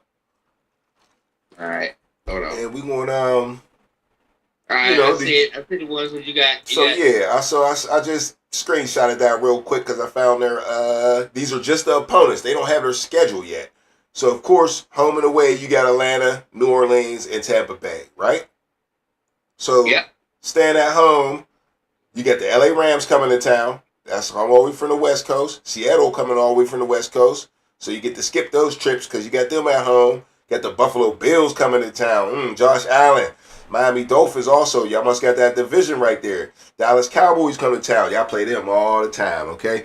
On the away side. Year. Yeah, every fucking year. Stop, pause. Oh, go ahead. This is the second year in a row. You got them at home. That Jerry Jones allowed for his team to come to Carolina to play again in Carolina. I swear, we played them last year. I remember you went to that game, Carolina. Didn't you? I thought you went to the Cowboy game. I didn't go to the game. Yeah, I remember that. Yes. This is the second year we played them at home. Right. Why was that? And I'm going to tell you why, real quick. Go ahead. Because of the money factor. They know that the Panther Stadium is one of the biggest stadiums by population in the NFL. Jerry Jones was looking for that money. And y'all got 1 million Cowboy fans down there. And we got 1 million Cowboys. Everybody down there like the fucking Cowboys. I know. Everybody down here loves the Cowboy fans, except for your few Skin fans and your few Eagles fans. Because I already told you this. We didn't argue this before. North Carolina and South Carolina down here, we all love the NFC East. Yeah, I know. So we like all them teams. The Cowboys, the Skins. I keep it the Skins. Even though I all hail to the Commanders. But Jaden Daniels has their new quarterback. And then I look at who else is in the division? Giants. Eagles. Giants. How could I forget about my motherfucking Eagles? Super Bowl champs. There we go. And the Giants. You forgot about the Giants. The Giants. Who ain't a problem now, but over the years, if you've been an NFC East fans, the Giants been a problem over the years. Looking at the Dwarfs right about they looked at the Dwarfs last year. Yeah. But all right, on to the away games. Away games, I already said Atlanta, New Orleans, Tampa Bay. You got Arizona. Oh, so you're going out west there. San Fran going back out west. So you got 2 games out west. New England Patriots. You get to see the newly put together New England Patriots. I think they're going to be pretty good. That should be a good game. You got to go up there. New York Jets. Get to go to New York. Green Bay. You got to go see Green Bay. You get to see the Jacksonville Jaguars with Travis Hunter in the first season with the dual threat, man. I wonder what part of the season that's going to be. Is he going to be playing offense and defense? That's an away game, though. I know you wish that was a home game, man. No, I don't wish that was a home game. You get to go see Travis Hunter live. I'm going to that game. Oh, so you rather go out of town. I ain't mad at you. Guess what, Elder Rich? Big Brother lives there. You right. Big Brother lives there, so you definitely know I'm going to that game. That's like his second team, ain't it? The Jags? I think that's him. Yeah, that's him and his wife's second team. They've been living there for 10, 13, 14, 15 years, some shit like that. Yeah. So that's their home team.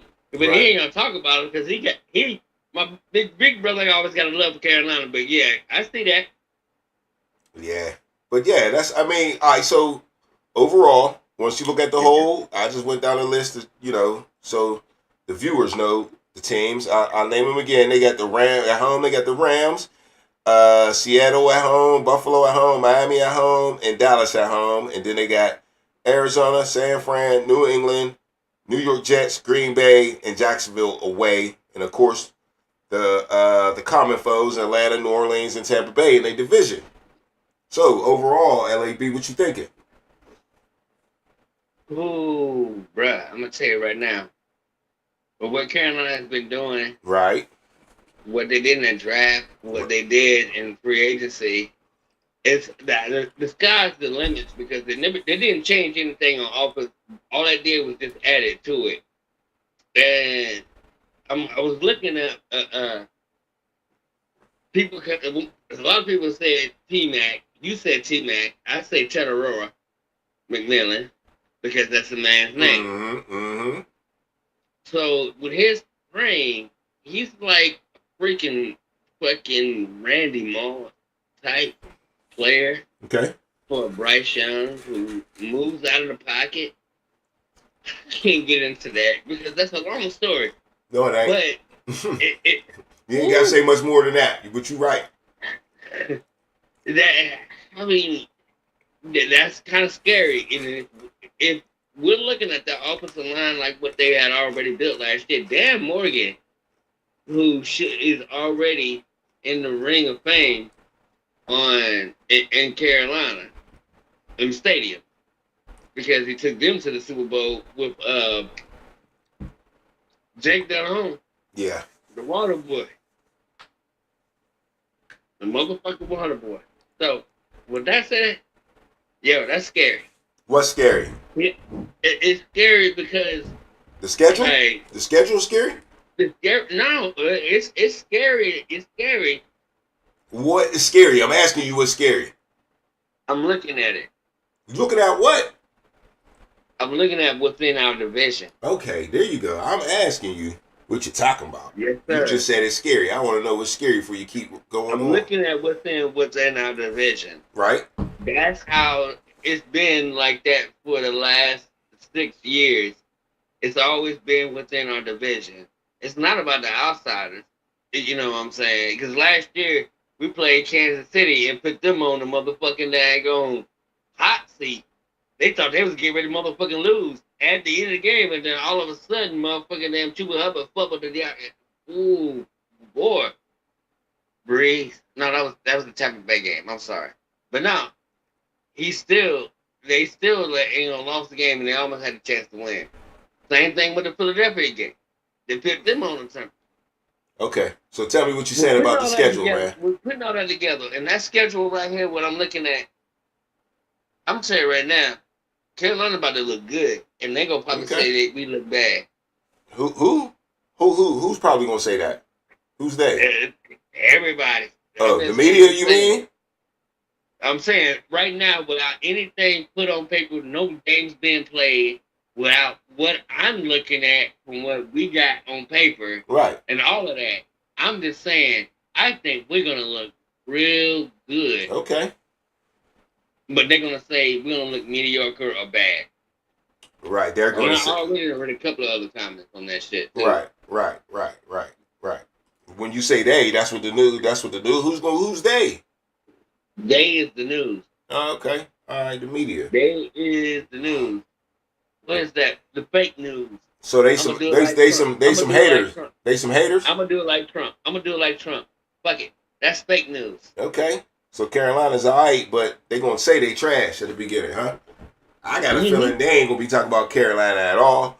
The way I see this schedule, they got the hard games on the home side of the schedule. The Rams, Buffalo, Miami, and the Cowboys. And you could throw Seattle in there. They might get a little upstart. They got their quarterback. We'll see. I don't know. But, yeah, the tougher games were on that side. I mean, they go to see San Fran. They should be better this year. But Arizona should be able to handle. New England got new coaching in town. Come on, man. The Jets, you should be able to handle Justin Fields, right? Green Bay, Right. that's going to be a good challenge. You know what I mean? For playoff-wise, you could beat a team like Green Bay depending on when that game is. Say that's like the third, fourth season of the game. You beat Green Bay, that's going to say a lot. That's going to wake everybody up right there. If they can beat a team like Green Bay and be 3-1 or something like that. You know what I'm saying? So that's what I see when I look at the schedule. I see the easy games, the harder games being at home, and at least y'all. So I think Carolina's going to be all right.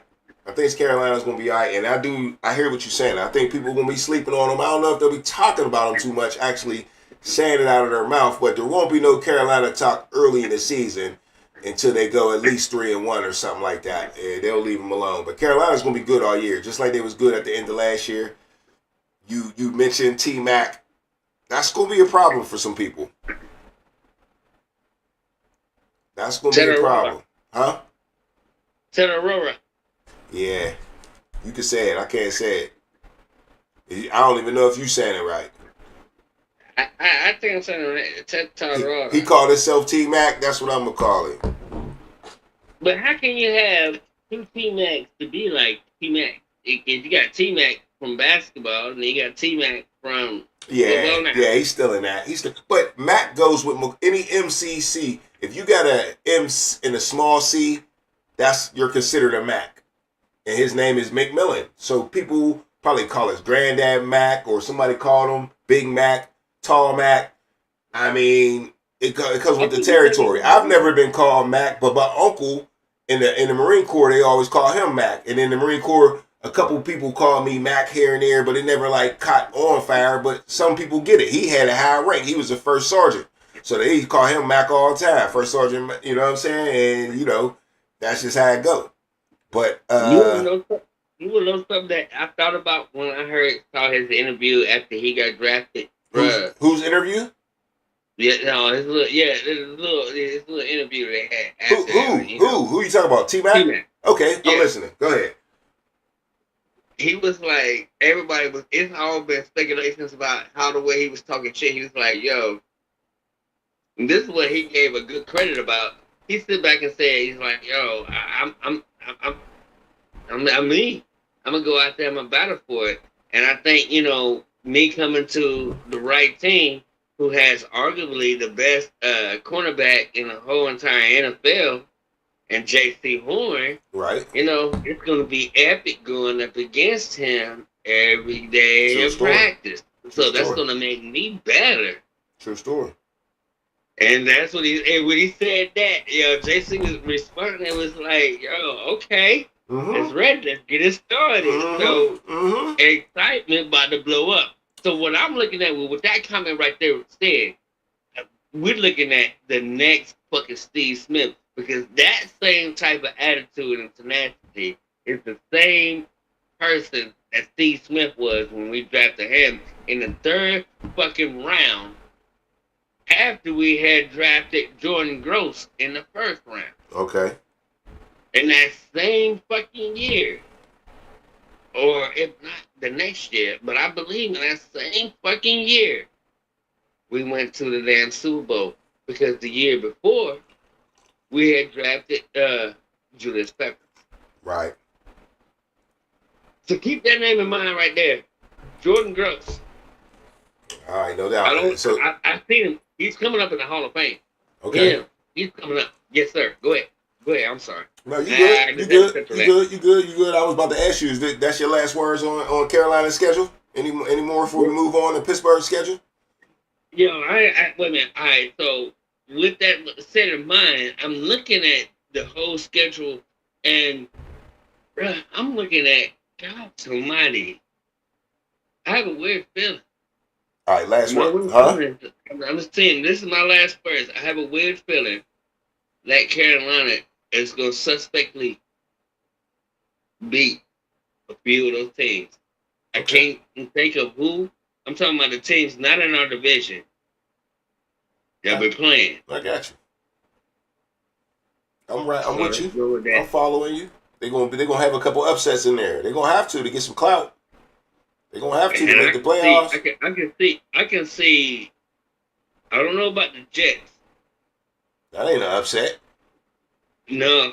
We might take an L to the Jets, but if I'm looking at it, the Patriots, the Packers, the Jaguars, the 49ers, the Cardinals, we got the Rams at home, so that's gonna be a money breaker for home. So we're gonna win all our home games. We're gonna win all our home games. That's what's up. All right. Any prediction? What was the prediction on it? Oh, that's too early for that. Don't even do that. I'm looking at it. We don't even know how the schedule go yet.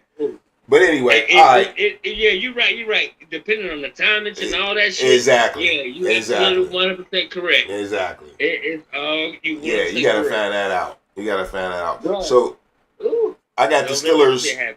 I got the Steelers home games here too. So moving on to the Steelers, we're gonna go over my squad. Like I said, man, we'll after this we might even peek at another couple other squads that's notable at least out here. Of course, we got the Ravens, Cincinnati, and Cleveland. Tough division already, so it's always a tough schedule for the Steelers. All right.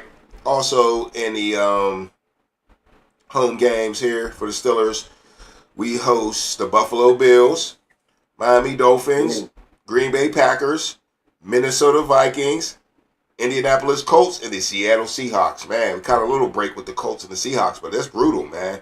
Buffalo, Miami, Green Bay, and Minnesota all home coming here. Man, that's pretty heavy already.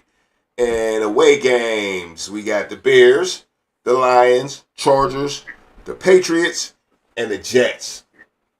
So, sitting here looking at it for the Steelers, man, we got a lot of common foes with just the team we just went over, the Carolina Panthers, I see here. Bills, Dolphins, Seattle, Green Bay, and the Jets and New England. So, especially to be on opposite sides, we got a lot of For the same teams. common foes, a lot of the same teams, yeah. Right. But this is pretty much, this is as bad as it get. No Chiefs this year. That's a surprise. Steelers usually play the Chiefs, but we always play Buffalo too, so we got Buffalo.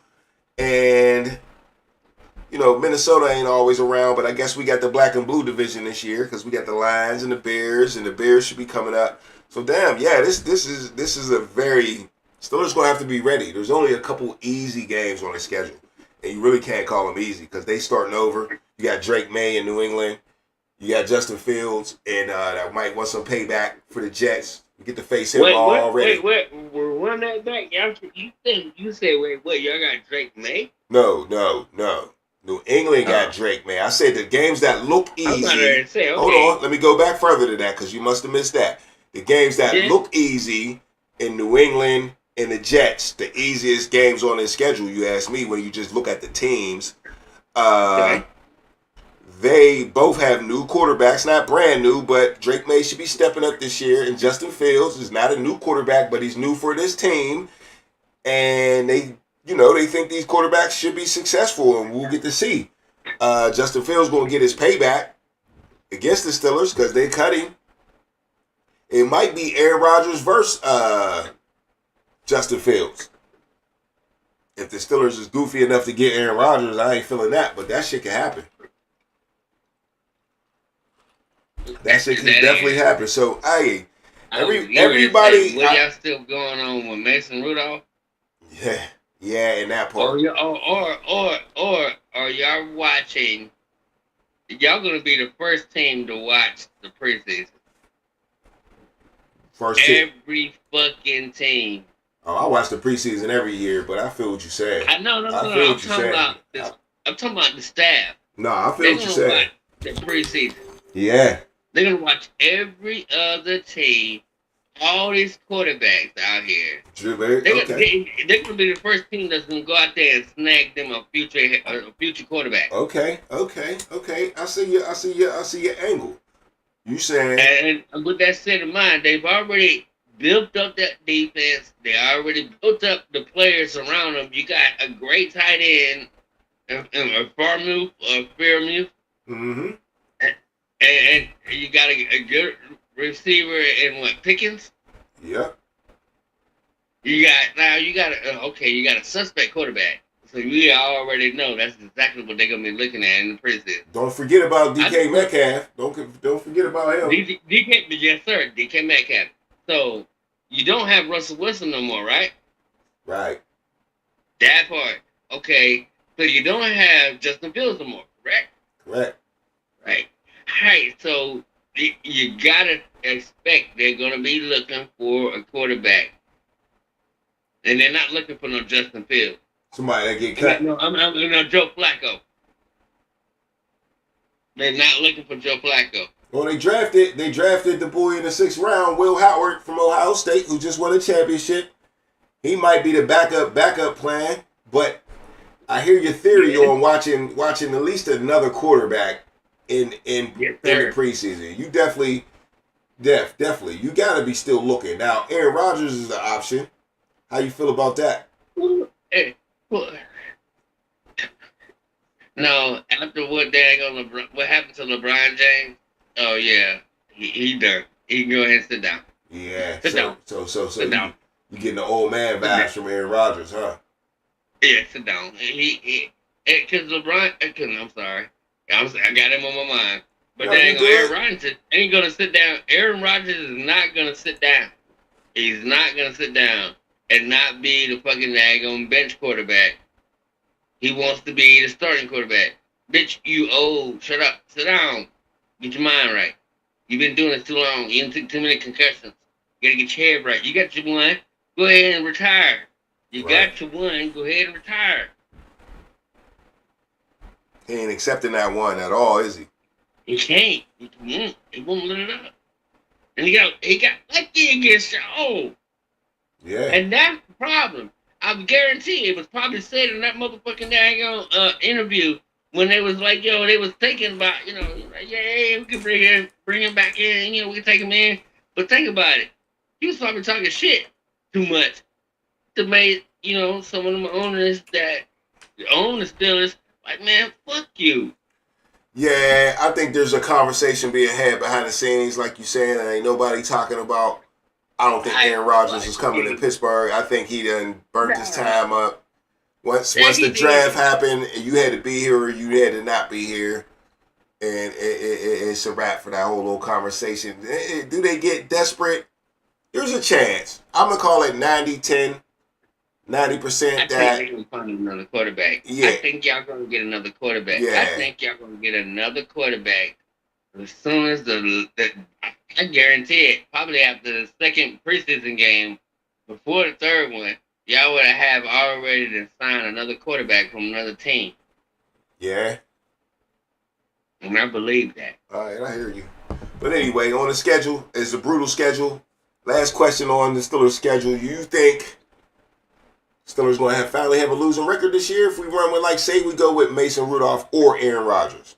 Is it going to be Mike Tomlin's first losing season? I don't think y'all going to have a losing season. Okay. Okay. Me neither. Because Me neither. I'm looking at y'all play the same teams that we playing, right? Right. I just have a feeling those teams that we playing, don't think the factors that you playing the Bills that you're gonna lose to the Bills, because I don't see that happening. No, I feel what you're saying. I mean, because here's the thing, you gotta think about it. It's been quiet up there in Buffalo. Right. It's been quiet. No big sparks and moves in off season. No big sparks and moves in the draft. You can probably see. I think they got a D-back in the first round. That they did do, but still, Yeah. I don't see some great movement out of the. No, they got Bills. their edge rusher. They went and got the edge. Yeah. Who was it again? We said it the other night. Yeah. Who was Yeah. it? So no. They still got a lot of building to do. Yeah, I mean, Buffalo been a good team for a while. They still got my boy up there. What's Milano? Yeah, as long as they got Josh Allen, Buffalo's straight. I mean, can you beat them? Yeah, you can beat them. Yeah, they can beat them. But on the defensive side, they got Milano. Yeah, they still got Milano. He's getting a little up there. Yeah. He keep getting hurt though. He get hurt two years in a row. All the time. 2 years in a row. So that you got at some point you ain't gonna be able to depend on him no more. If that's the ones that start to happen, it's like you need somebody that's in there every game. Right. They let the one boy go to Edmonds. They let him go to Chicago, right? Right.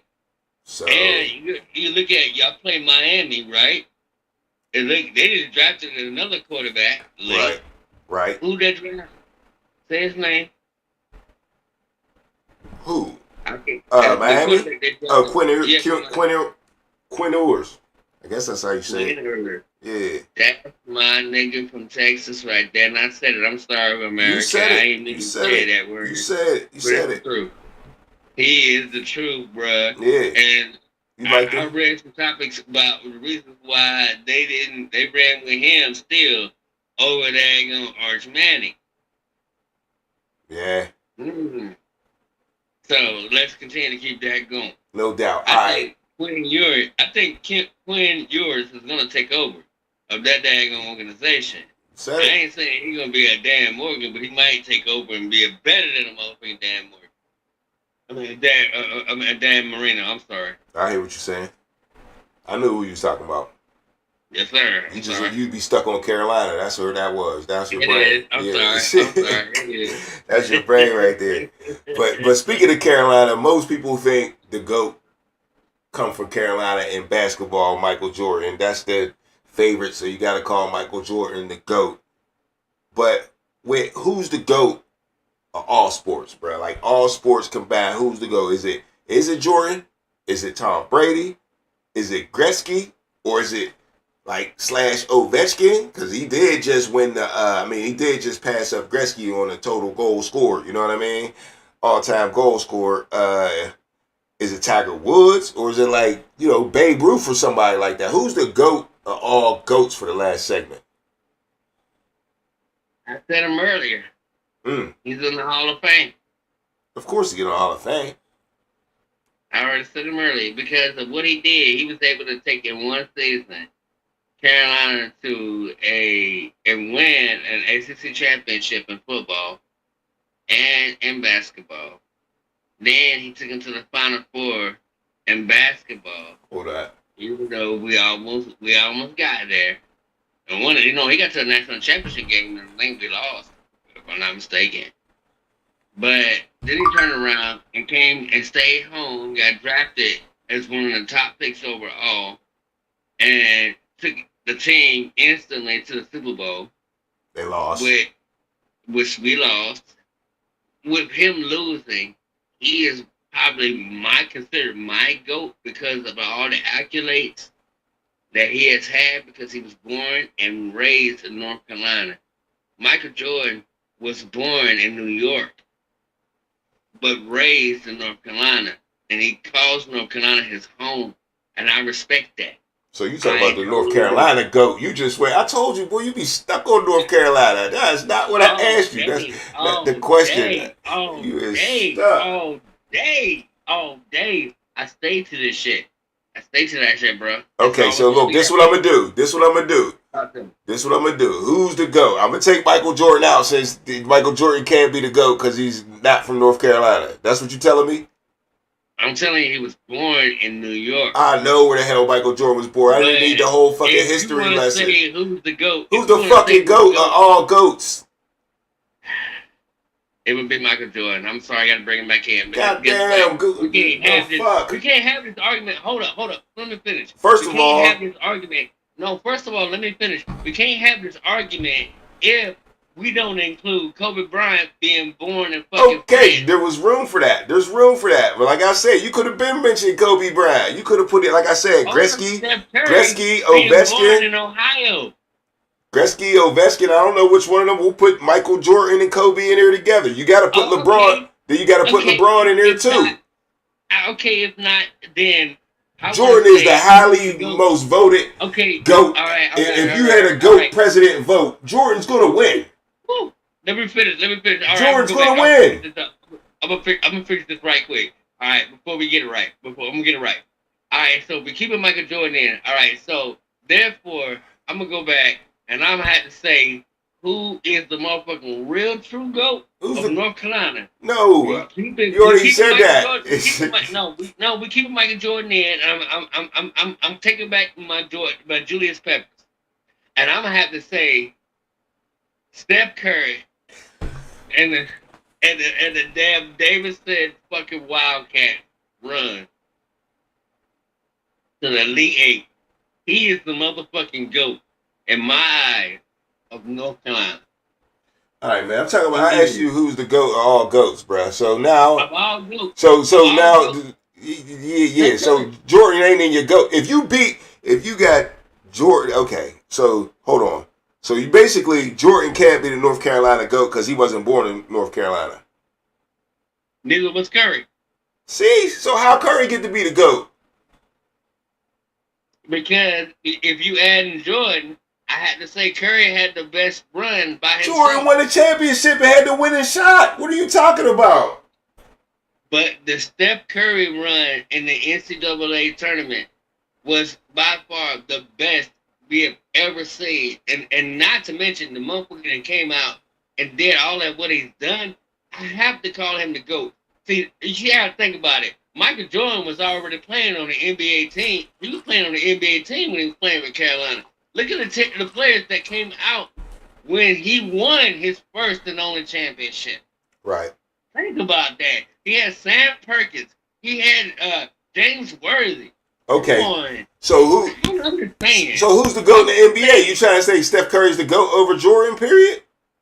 When it comes down to say it like that, bruh, you know what? Yes. Fuck out of here. Nope. He still ain't beat Jordan yet. He might be beating LeBron, but he ain't fucking with Jordan. Tonight, and he got. It ain't over yet, though. It ain't over yet. If he wins tonight, that's just one. That's still you. Just one step closer. You ain't proving nothing winning tonight. Whew. No, I'm saying you shouldn't even be in this situation. You're right. It's one step closer. This don't prove nothing. This don't prove nothing. It's gonna prove a whole lot. Well, it's not gonna prove nothing. You're right. It's not nah, gonna prove nothing. It'll keep you up there. It ain't gonna go forward, but you ain't gonna drop. I gotta give credit to one person that we really never talk about. I don't talk about him. All I talk about is Steph Curry, but I love his coach. No doubt, Steve Kerr's the man. He's the man. And how many championships he got? Right? Yeah, as many as Curry got. No, he got more than Curry. Oh, you mean as a player? As a player and a coach. All right, no doubt. All right, so here, I'm going to ask you the last 5-minute segment. Who's the GOAT out of all GOATs? I'm giving you the list. Tom Brady, Michael Jordan, Steph Curry, Gretzky, Ovechkin, Kobe Bryant, Tiger Woods, Babe Ruth, or Millie Mays. Who's the GOAT of all GOATs, dog?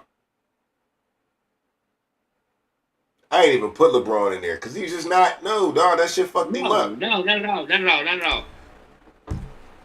shit fucked him up. I don't even know if it's a Kobe or Steph Curry, but you cried about Steph Curry, so I'm gonna leave him in there and swear to God, you about to say Steph Curry's the GOAT of all the GOATs.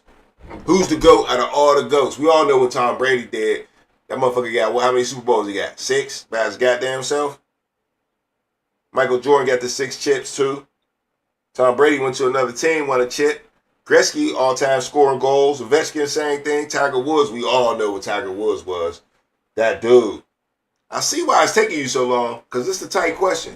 And Babe Ruth and Willie Mays. It is a tight question. Babe Ruth and Willie Mays was the shit, man. So, who's the GOAT of the GOATs? Out of their respective sports, who you put at the tippy top? Who's at the top of the pyramid? And you just broke it when you broke down every last one of the GOATs for every last one of the sports. Right. And I respect them. You gotta respect them? I have to go along with your respect of what you said. But you just killed it when you did not mention one. Who? North Carolina native that I have to mention and say this one North Carolina native that's in a sport that you did not mention. No doubt. NASCAR. Oh, yeah. If we're going to call horse racing a sport, I guess NASCAR. You don't get no GOAT. You ain't getting no GOAT driving no car, man. Fuck out of here. Come on now. Some of the greats that have been NASCAR drivers. Fuck out out of the way here. the whole entire Hell no. Hey, man, who's your GOAT, man? I got to go with Tom Brady. That's my motherfucking GOAT, yo. I think Tom Brady did that motherfucking thing, yo. At the end of the day, Tom Brady I'm gonna say Jeff Gordon. did his You say motherfucking Tom thing. Brady? Tom Brady, dog. Hey, it's the underground, man. We out of here on this one, man. Hey, Wick, appreciate you joining the show, man. You know what I'm saying? Hey, we gonna do it, because it's the motherfucking underground. Hey, hit the like button, subscribe to the channel. You like what you see, that's what's up, man. It's the underground. Yeah, it's the underground. It's the underground. It's the underground. It's the underground. You better pass. better run. And that's your ass, boy, you done. It's the underground, it's the underground, yeah, it's the underground, it's the underground. You better pass, you better run. And that's your ass, boy, you done. Move the sticks, first down. You better not step out of bounds. You don't really want it, but you really need it. It's the underground, man, we undefeated. Michael Jackson couldn't beat it, fourth down, couldn't reach it, man, your squad about to lose it. Go ahead and face the music, flip a coin, you still lost. Pay the cost to beat the bars, turn your motherfucking lights off.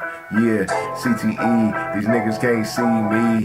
Got your head fucked up, got the game locked up, and it's over for your ass. Fourth down, you better pass. You know what it is, you ain't gotta ask. It's the underground, it's the underground, it's the underground, yeah, it's the underground. You better pass, you better run, and that's your ass, boy, you done. It's the underground, it's the underground, yeah, it's the underground, it's the underground. You better pass, you better run, and that's your ass, boy, you done.